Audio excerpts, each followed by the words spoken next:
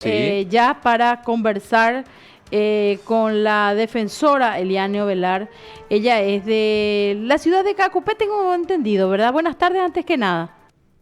Muy buenas tardes, querida Marta, también al apreciado Lucas, a las órdenes. Asimismo, soy defensora pública de la ciudad de Cacupé, en este caso el departamento de Cordillera. Doctora, la estábamos molestando porque queríamos conocer detalles acerca de esta absolución a favor de uno de los representados, en este caso que le tocó a usted.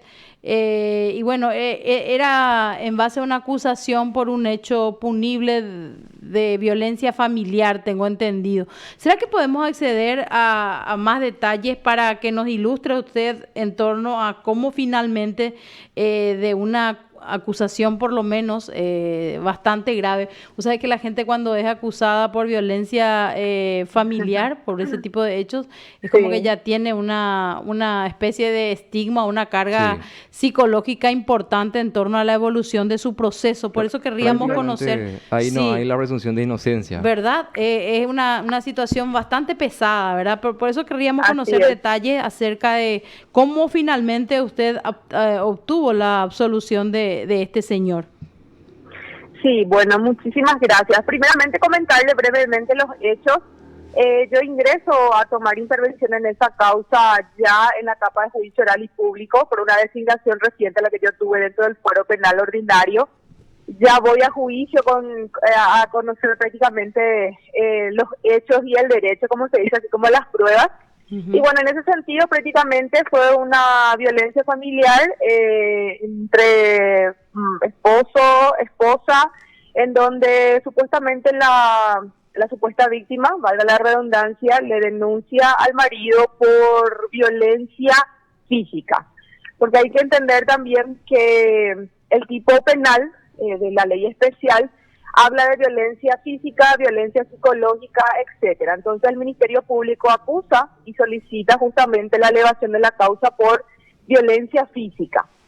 Si bien es cierto, mi representado estuvo privado de su libertad justamente por el tipo penal, ¿verdad? Que hoy con la modificación de la ley está dentro de un tipo agravado en el sentido de que hoy se considera crimen, por lo que la expectativa de pena mínima es elevada. Entonces él guardaba prisión preventiva hasta tanto se desarrolle el juicio.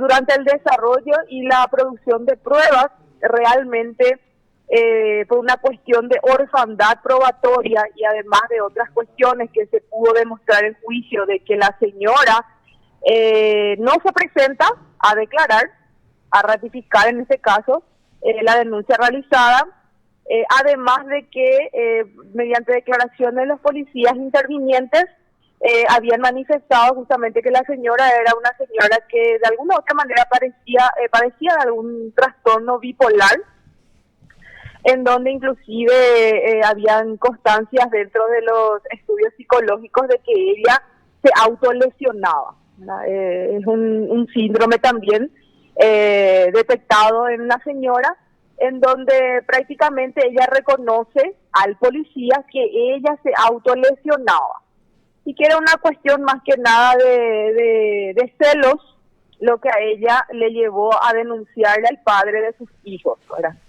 En realidad no había un nexo causal certero a los efectos de demostrar realmente la autoría de mi representado, ni mucho menos sobre la existencia del hecho punible. Y bueno, por una cuestión más que nada de orfandad probatoria, es lo que procedía justamente conforme a las garantías que asistían a mi representado, y justamente por ese principio de inocencia constitucional, donde justamente esta defensa procede a solicitar la absolución del mismo, era por carencia probatoria y por no crear justamente en el tribunal la certeza positiva sobre la existencia del hecho y mucho menos con relación a la participación de mi representado. ¿Cuánto tiempo Y él como estuvo, doctora, el privado de su libertad? él estuvo 8 meses y alguito. En Mucho realidad tiempo. no cumplió todavía la pena de los 1 año, sí, la pena mínima.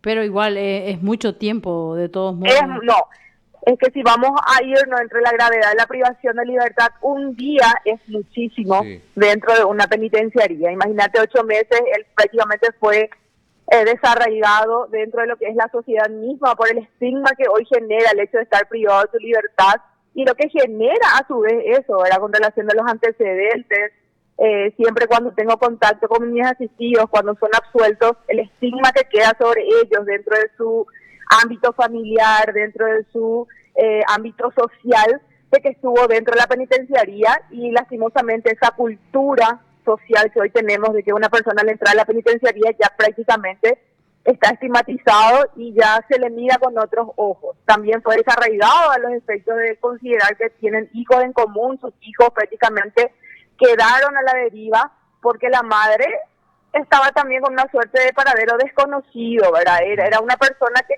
de alguna u otra manera también padecía de ciertos trastornos que no necesariamente eran consecuencia de una violencia doméstica, ¿verdad? Porque prácticamente el diagnóstico fue contundente, o sea, no era consecuencia de una violencia doméstica propiamente, lo que en este caso la supuesta víctima padecía.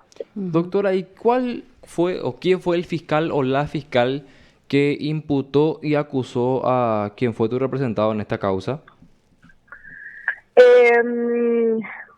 No quisiera dar nombres en el sentido de que no estoy ubicando bien, no recuerdo muy bien el fiscal o la fiscal de ese juicio, porque como les había comentado antes de entrar al aire, fueron algunas absoluciones que también puse a conocimiento de la Dirección de Prensa del Ministerio de la Defensa Pública, entonces es ahí donde también puedo pecar en dar un nombre, siendo que realmente no estoy segura de quién fue el Ministerio Público, en este caso acusador. Claro. Doctora, y teniendo en cuenta estos elementos que nos contaste de que no se probó, hubo una orfandad probatoria como lo dijiste durante el juicio y bueno, se procedió a la absolución de este hombre, ¿se podría presentar en un escenario, digamos, una remisión de los antecedentes para que esta mujer sea investigada por denuncia falsa o no? Y mira, es una cuestión que en este caso procedería, ya en todo caso dentro del criterio objetivo del propio Ministerio Público, lo creo que de oficio lo debería de hacer, teniendo en cuenta que es el órgano en este caso quien tiene y que representa a la sociedad y teniendo en cuenta que mi representado hoy ha sido declarado inocente. Entonces, yo creo que lo que correspondería justamente es hacer esa investigación ya en relación a la denuncia falsa, porque es un hecho punible tipificado en el Código Penal y por lo tanto correspondería, ¿verdad? Ya hubieron resoluciones en donde el propio tribunal ordena la revisión de las causas, de los antecedentes, de la causa, a los efectos que se ha investigado justamente en caso de absolución, ¿verdad? Claro. Pero como les había comentado, ¿verdad? Si el Ministerio Público dentro de su representación ante la sociedad y también el criterio objetivo, correspondería en este caso justamente hacer una investigación. Incluso si se evalúa el daño que ocasionó en líneas generales esta denuncia falsa, ¿verdad? Porque estamos hablando de hijos que también se vieron afectados, ¿verdad? Realmente la situación, como bien lo plantea usted, amerita. Claro, así mismo es, porque como había comentado, el hecho de estar privado injustamente de su libertad, el hecho de haber perdido su trabajo, ¿verdad? Porque eso también implica la pérdida laboral, el desarraigo social y laboral, así como familiar, entonces eso es un agravio muy grande para mí representado, ¿verdad? Entonces correspondería en este caso justamente teniendo en cuenta esos antecedentes. Doctora, ¿y cómo está actualmente este hombre? O sea, ¿qué información tenés de él? ¿Cómo quedó después de este juicio? Porque me imagino no es para nada fácil pasar por todo este proceso que él atravesó. Sí, categórico. En realidad que es una persona, generalmente nosotros, y creo que también es una suerte conveniente, ¿verdad? Y hasta entendible, cuando una persona ingresa a un proceso y sale absuelto, lo que menos quiere saber es la justicia, ¿verdad? Generalmente por experiencia misma, a veces a los efectos de tener un poco de seguimiento en cuanto a nuestros asistidos, ellos están muy reacios a tener contacto con lo que es la justicia que ellos dicen, ¿verdad? Cuando justamente están dentro de un proceso de manera injusta. Entonces a veces cuesta mucho seguirle el paso pero imagino que estará feliz con sus hijos y también con su madre, porque sí tuvo una contención familiar por parte de su señora madre, que estuvo acompañando el proceso desde cerca. ¿Y recordás, doctora, quiénes fueron los magistrados que integraron el tribunal que lo absolvió? Bueno, generalmente está el doctor Alberto Peralta, creo que estuvo la doctora Liliana y la doctora Kristen Müller, si no me equivoco, pero generalmente son quienes integran el tribunal de sentencias de Cordillera. Bueno, y de repente también todo lo que se genera con relación a la ley 5.777, doctora, me imagino que ustedes también son conscientes de eso y del peso que esto tiene. Yo decía, si tu proceso es por violencia doméstica, básicamente ya tenés una carga muy pesada para ir demostrando, en este caso, tu inocencia, ¿verdad? Así mismo es, así mismo. De hecho, que no quisiera entrar en el terreno porque es una cuestión muy litigiosa. Claro. Pero sí, dentro desde el fuero penal, es una cuestión que nos toca día a día. Y bueno, hoy tenemos una audiencia de ser oído por violencia familiar y es como que antes de ir a esa audiencia, tener ya una suerte de una resolución que lleva a la prisión preventiva. De hecho, que la ley establece que en los hechos punibles considerados crímenes necesariamente procede la privación de libertad por la expectativa elevada de pena. Claro, entonces, por ejemplo, genera ¿verdad? De manera automática justamente esa privación de libertad. Claro. Pero sí es un tema muy interesante a los efectos de analizarlo desde ambas posturas, desde lo que sería la protección a la mujer, así como también del hombre, porque sabemos que existen muchos antecedentes en donde la violencia familiar no solamente va en contra de la mujer, sino también hay cifras negras, que en este caso, yo creo que es una cuestión de tabú, hoy en día todavía los hombres están más reacios a denunciar hechos de violencia, ¿verdad? Porque las mujeres también cometen violencia familiar, ¿verdad? En este caso, solo que la ley 5.777 no protege al varón, sino a la mujer propiamente como víctima. En caso de violencia contra la mujer se aplica la ley 1.600, no la ley 5.777. Y te vas a dar cuenta que hay una protección abismal entre lo que es la mujer como víctima versus hombre como víctima de violencia familiar.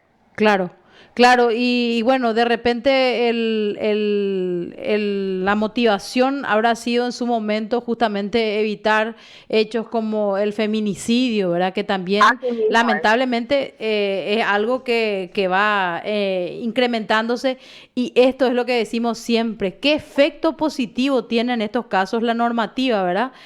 Porque tampoco esto vemos que sea la consecuencia directa. Así mismo es. La verdad que es como te había dicho Marta, a mí la ley 5.777 es un tema que me apasiona porque hay que ver un poco sobre la eficiencia y la eficacia que tiene esa ley hoy en día. Exacto. Si bien es cierto, tratamos de buscar la mejor manera de evitar que se vayan aumentando justamente los hechos punibles contra las mujeres, que está totalmente válido. Ahora, ¿cuán eficaz es esa ley a los efectos justamente de la aplicación? Si realmente se han reducido los feminicidios y las violencias, eso creo que es algo que tenemos que también analizar como sociedad misma. Y yo creo que también es una cuestión pendiente a nivel estatal sobre una política criminal que realmente funcione. Definitivamente. Y bueno, ya lo otro es absolutamente obvio, ¿verdad? Estar privado de su libertad en una de nuestras penitenciarías, que lamentablemente tampoco te prevé como desenlace la reinserción, es, como bien decía usted al iniciar esta entrevista, es todo un estigma. Doctora, nosotros le agradecemos mucho la posibilidad de compartir esta información, y bueno, es también un poco para ilustrar a la ciudadanía en general acerca de las posibilidades y ir rompiendo, como dice usted, ese tabú, ¿verdad? Que en algunos casos, si efectivamente este tipo de hechos no suceden, uno puede finalmente obtener la apreciadísima libertad, como pasó con este señor. Así mismo es, Marta. Y bueno, está la ley están justamente los mecanismos, los efectos justamente de demostrar que existe, que haya existido o no el hecho, y sobre todo que se demuestre. Es importante considerar que una persona, independientemente al hecho punible investigado, siempre goza del principio garantista de inocencia contemplado en la Constitución Nacional, y eso es hasta tanto exista una resolución firme. Lastimosamente, detrás de ese proceso sí implica ya ciertos agravios que una persona va recibiendo, como la privación de libertad, en este caso lo que pasó con mi representado, pero bueno, logramos el objetivo final, que es hacer justicia, y se demostró en este caso que realmente los hechos no ocurrieron, ni mucho menos que mi representado fue autor de ese hecho punible, y hoy él está gozando con su preciada libertad, gracias justamente al proceso, a lo que se hizo en este caso justicia. Y bueno, Marta, te agradezco mucho también el espacio y la oportunidad de poder comentar un poco sobre este proceso que también ocurrió aquí dentro de lo que es el departamento de Cordillera. Muchísimas gracias, doctora, muy amable. Igualmente, Marta, a las órdenes. Te informó PDS Radio TV Digital.